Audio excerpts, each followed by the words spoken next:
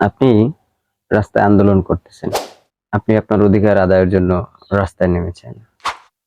আপনার যুক্তিসঙ্গত দাবি সরকার থেকে কিংবা কারো কোনো প্রতিষ্ঠান থেকে আদায় করার জন্য আপনি অ্যা আপনার আন্দোলন চালিয়ে যাচ্ছেন।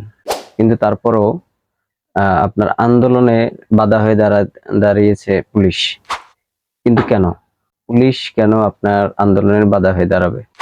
এর কিছু নির্দিষ্ট আসলে কারণ আছে। যেমন আমাদের বাংলাদেশের সংবিধানের ৩৭ নম্বর অনুচ্ছেদে বলা হয়েছে যে, যেকোনো নাগরিক তার যুক্তিসঙ্গত দাবি আদায়ের জন্য মিছিল, মিটিং, সভা-সমাবেশ সব যেকোনো কিছুই সে করিতে পারবে। কিন্তু সেটা জনস্বাস্থ্য এবং জনস্বার্থ আ এ এদিকে লক্ষ্য রেখে এবং আ আইনের দ্বারা যুক্তিসঙ্গত বাধা নিষেধ যদি থাকে, সে বিষয়ে খেয়াল রেখে যেকোনো সমাবেশ করা যাবে।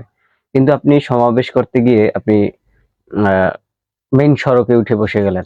মেইন সড়ক আটকিয়ে দিলেন এবং মেইন সড়কের গাড়ি-ঘোড়া চলাচল ব্যাহত হলো। এখানে জনস্বাস্থ্য এবং জনস্বার্থ পরিপন্থী কাজ ঘটেছে এবং আপনি যখন জনস্বাস্থ্য এবং জনস্বার্থ পরিপন্থী কাজ করবেন, তখন সেটা আপনার ওটা বেআইনি সমাবেশ হয়ে যাবে।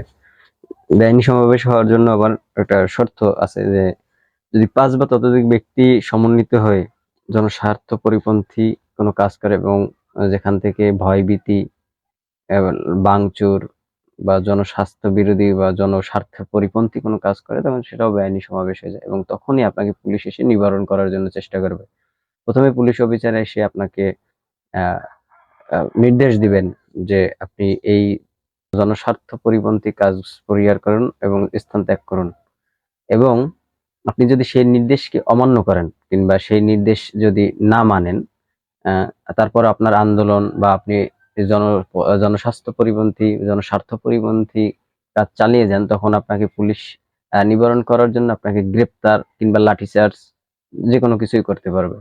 এবং তারপর যদি আপনি ভায়োলেন্স বেশি হয়ে যান এবং আ আপনি যদি মারাত্মক কোনো অস্ত্র বা কোনো রাষ্ট্রীয় সম্পদ কিংবা কোনো ব্যক্তি মালিকানার সম্পদ যদি আপনি ধ্বংস করতে যান, তখন আ পুলিশ সেটা থেকে আপনাকে নিবারণ করার জন্য চাইলে পুলিশ তার আগ্নেয়াস্ত্র ব্যবহার করতে পারবে এবং আপনাকে নিবারণ করার জন্য আপনার মৃত্যু পর্যন্ত সে ঘটাতে পারবে।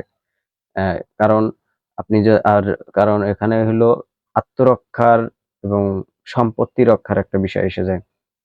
আপনি যখনই রাষ্ট্রের কিংবা ব্যক্তি মালিকানার কোনো ক্ষতি করবেন, তখন আপনার উপরে পুলিশ রাষ্ট্র এবং ব্যক্তি মালিকানার সম্পদ রক্ষা এবং এমনকি যদি পুলিশের উপরে আক্রমণ করেন বা আক্রমণ আসে, সেটা নিবারণ করার জন্য সে ইনস্ট্যান্ট গুলি চালাতে পারবে এবং গুলি চালানোর জন্য মূলত ম্যাজিস্ট্রেটের নির্দেশ থাকা দরকার। কিন্তু জরুরি প্রয়োজনে যদি আ প্রয়োজন হয় যে গুলি চালানো দরকার, নয়তো আত্মরক্ষা সম্ভব নয়, তখন পিআরবি ১৫১ ৩ অনুচ্ছেদ অনুযায়ী একজন পুলিশ নায়ক তিনি গুলি করার জন্য নির্দেশ দিতে পারবেন। ম্যাজিস্ট্রেটের জন্য ওয়েট করার প্রয়োজন নাই।